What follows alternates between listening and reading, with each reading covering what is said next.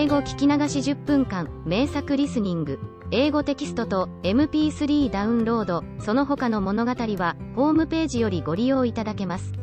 88thpp.com 88thpp.com A Dog of Flanders. Nello and Patriski were left all alone in the world. They were friends in a friendship closer than brotherhood. Nello was a little Ardennes, Patriski was a big Fleming. They were both of the same age by length of years, yet one was still young, and the other was already old. They had dwelt together almost all their days, both were orphaned and destitute, and owed their lives to the same hand. It had been the beginning of the tie between them, their first bond of sympathy, and it had strengthened day by day, and had grown with their growth, firm and indissoluble, until they loved one another very greatly. Their home was a little hut on the edge of a little village, a Flemish village a league from Antwerp, set amidst flat breadths of pasture and corn lands, with long lines of poplars and of alders bending in the breeze on the edge of the great canal which ran through it. It had about a score of houses and homesteads, with shutters of bright green or sky blue, and roofs rose red or black and white, and walls whitewashed until they shone in the sun like snow. In the center of the village stood a windmill, placed on a little moss-grown slope. It was a landmark to all the level country round. It had once been painted scarlet, sails and all, but that had been in its infancy, half a century or more earlier, when it had ground wheat for the soldiers of Napoleon, and it was now a ruddy brown, tanned by wind and weather. It went queerly by fits and starts, as though rheumatic and stiff in the joints from age, but it served the whole neighborhood, which would have thought it almost as impious to carry grain elsewhere as to attend any other religious service than the mass that was performed at the altar of the little old grey church, with its conical steeple, which stood opposite to it, and whose single bell rang morning, noon, and night with that strange, subdued, hollow sadness which every bell that hangs in the Low Countries seems to gain as an integral part of its melody. Within sound of the little melancholy clock almost from their birth upward, they had dwelt together, Nello and Patriski, in the little hut on the edge of the village, with the cathedral spire of Antwerp rising in the northeast, beyond the great green plain of seeding grass and spreading corn that stretched away from them like a tideless, changeless sea. It was the hut of a very old man, of a very poor man, of old Jehan Doss, who in his time had been a soldier, and who remembered the wars that had trampled the country as oxen tread down the furrows, and who had brought from his service nothing except a wound, which had made him a cripple. When old Jehan Doss had reached his full 80, his daughter had died in the Ardennes, hard by Stavelot, and had left him in legacy her 2-year-old son. The old man could ill contrive to support himself, but he took up the additional burden uncomplainingly, and it soon became welcome and precious to him. Little Nello, which was but a pet diminutive for Nicholas, throve with him, and the old man and the little child lived in the poor little hut contentedly. It was a very humble little mud hut indeed, but it was clean and white as a seashell, and stood in a small plot of garden ground that yielded beans and herbs and pumpkins. They were very poor, terribly poor, many a day they had nothing at all to eat. They never by any chance had enough. To have had enough to eat would have been to have reached paradise at once. But the old man was very gentle and good to the boy, and the boy was a beautiful, innocent, truthful, tender-hearted creature, and they were happy on a crust and a few leaves of cabbage, and asked no more of earth or heaven, save indeed that Patriski should be always with them, since without Patriski where would they have been? For Patriski was their alpha and omega, their treasury and granary, their store of gold and wand of wealth, their breadwinner and minister, their only friend and comforter. Patriski dead or gone from them, they must have laid themselves down and died likewise. Patriski was body, brains, hands, head, and feet to both of them. Patriski was their very life, their very soul. For Jehan Doss was old and a cripple, and Nello was but a child, and Patriski was their dog. A dog of Flanders, yellow of hide, large of head and limb, with wolf-like ears that stood erect, and legs bowed and feet widened in the muscular development wrought in his breed by many generations of hard service. Patriski came of a race which had toiled hard and cruelly from sire to son in Flanders many a century, slaves of slaves, dogs of the people, beasts of the shafts and the harness, creatures that lived straining their sinews in the gall of the cart, and died breaking their hearts on the flints of the streets. Patriski had been born of parents who had labored hard all their days over the sharp-set stones of the various cities and the long, shadowless, weary roads of the two Flanders and of Brabant. He had been born to no other heritage than those of pain and of toil. He had been fed on curses and baptized with blows. Why not? It was a Christian country, and Patriski was but a dog. Before he was fully grown he had known the bitter gall of the cart and the collar. Before he had entered his 13th month he had become the property of a hardware dealer, who was accustomed to wander over the land north and south, from the blue sea to the green mountains. They sold him for a small price, because he was so young. This man was a drunkard and a brute. The life of Patriski was a life of hell. To deal the tortures of hell on the animal creation is a way which the Christians have of showing their belief in it. His purchaser was a sullen, ill-living, brutal Brabant was, who heaped his cart full with pots and pans and flagons and buckets, and other wares of crockery and brass and tin, and left Patriski to draw the load as best he might, whilst he himself lounged idly by the side in fat and sluggish ease, smoking his black pipe and stopping at every wine shop or cafe on the road. Happily for Patriski, or unhappily, he was very strong. He came of an iron race, long born and bred to such cruel travail, so that he did not die, but managed to drag on a wretched existence under the brutal burdens, the scarifying lashes, the hunger, the thirst, the blows, the curses, and the exhaustion which are the only wages with which the Flemings repay the most patient and laborious of all their four-footed victims. One day, after 2 years of this long and deadly agony, Patriski was going on as usual along one of the straight, dusty, unlovely roads that lead to the city of Rubens. It was full midsummer and very warm. His cart was very heavy, piled high with goods in metal and in earthenware. His owner sauntered on without noticing him otherwise than by the crack of the whip as it curled round his quivering loins.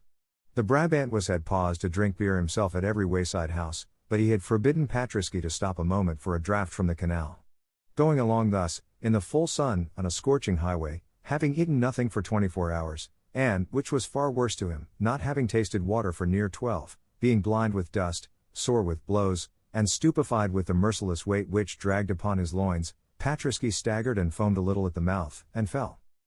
He fell in the middle of the white, dusty road, in the full glare of the sun. He was sick unto death, and motionless. His master gave him the only medicine in his pharmacy, kicks and oaths and blows with a cudgel of oak, which had been often the only food and drink, the only wage and reward, ever offered to him. But Patriski was beyond the reach of any torture or of any curses. Patriski lay, dead to all appearances, down in the white powder of the summer dust. After a while, finding it useless to assail his ribs with punishment and his ears with maledictions, the Brabant was, deeming life gone in him, or going so nearly that his carcass was forever useless, unless indeed some one should strip it of the skin for gloves, cursed him fiercely in farewell, struck off the leathern bands of the harness, kicked his body aside into the grass, and, groaning and muttering in savage wrath, pushed the cart lazily along the road uphill, and left the dying dog for the ants to sting and for the crows to pick. It was the last day before Kermesse away at Louvain, and the Brabant was in haste to reach the fair and get a good place for his truck of brass wares. He was in fierce wrath, because Patriski had been a strong and much enduring animal, and because he himself had now the hard task of pushing his charrette all the way to Louvain. But to stay to look after Patriski never entered his thoughts. The beast was dying and useless, and he would steal, to replace him, the first large dog that he found wandering alone out of sight of its master. Patriski had cost him nothing, or next to nothing, and for 2 long, cruel years had made him toil ceaselessly in his service from sunrise to sunset, through summer and winter, in fair weather and foul. He had got a fair use and a good profit out of Patriski. Being human, he was wise, and left the dog to draw his last breath alone in the ditch, and have his bloodshot eyes plucked out as they might be by the birds, whilst he himself went on his way to beg and to steal, to eat and to drink, to dance and to sing, in the mirth at Louvain.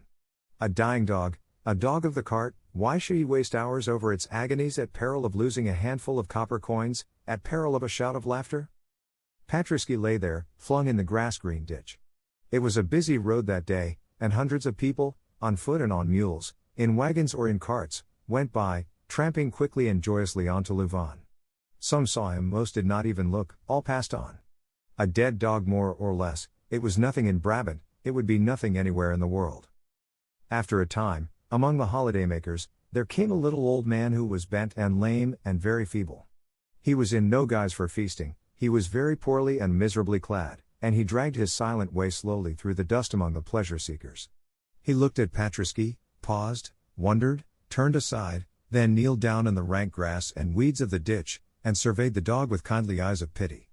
There was with him a little rosy, fair-haired, dark-eyed child of a few years old, who pattered in amidst the bushes, for him breast-high, and stood gazing with a pretty seriousness upon the poor, great, quiet beast. Thus it was that these two first met, the little Nello and the big Patriski. The upshot of that day was, that old Jehan Doss, with much laborious effort, drew the sufferer homeward to his own little hut, which was a stone's throw off amidst the fields, and there tended him with so much care that the sickness, which had been a brain seizure brought on by heat and thirst and exhaustion, with time and shade and rest passed away, and health and strength returned, and Patriski staggered up again upon his forced out, tawny legs. Now for many weeks he had been useless, powerless, sore, near to death, but all this time he had heard no rough word, had felt no harsh touch, but only the pitying murmurs of the child's voice and the soothing caress of the old man's hand. In his sickness they too had grown to care for him, this lonely man and the little happy child. He had a corner of the hut, with a heap of dry grass for his bed, and they had learned to listen eagerly for his breathing in the dark night, to tell them that he lived, and when he first was well enough to essay aloud, hollow, broken bay, they laughed aloud, and almost wept together for joy at such a sign of his sure restoration, and little Nello, in delighted glee, hung round his rugged neck with chains of marguerites, and kissed him with fresh and ruddy lips. So then, when Patriski arose, himself again, strong, big, gaunt, powerful, his great wistful eyes had a gentle astonishment in them that there were no curses to rouse him and no blows to drive him, and his heart awakened to a mighty love, which never wavered once in its fidelity whilst life abode with him. But Patriski, being a dog, was grateful.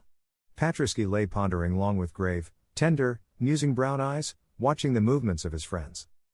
Now, the old soldier, Jihan Das, could do nothing for his living but limp about a little with a small cart, with which he carried daily the milk cans of those happier neighbors who owned cattle away into the town of Antwerp. The villagers gave him the employment a little out of charity, more because it suited them well to send their milk into the town by so honest a carrier, and bide at home themselves to look after their gardens, their cows, their poultry, or their little fields. But it was becoming hard work for the old man. He was 83, and Antwerp was a good league off, or more. Patriski watched the milk cans come and go that one day when he had got well and was lying in the sun with the wreath of marguerites round his tawny neck.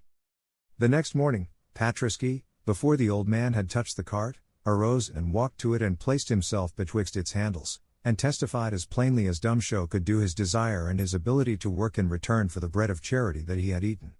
Jihan Das resisted long, for the old man was one of those who thought it a foul shame to bind dogs to labor for which nature never formed them. But Patriski would not be gainsaid. Finding they did not harness him, he tried to draw the cart onward with his teeth. At length Jihan Das gave way, vanquished by the persistence and the gratitude of this creature whom he had succored. He fashioned his cart so that Patriski could run in it, and this he did every morning of his life thenceforward.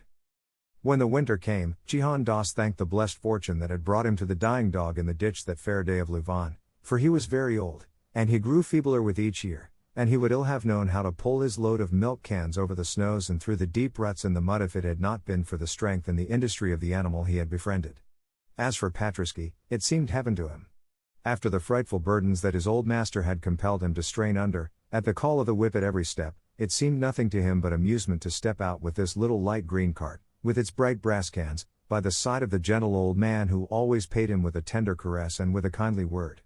Besides, his work was over by 3 or 4 in the day, and after that time he was free to do as he would, to stretch himself, to sleep in the sun, to wander in the fields, to romp with the young child, or to play with his fellow dogs. Patriski was very happy. 英語聞き流し10分間、名作リスニング。英語テキストと MP3 ダウンロード、その他の物語は、ホームページよりご利用いただけます。88thpp.com 88thpp.com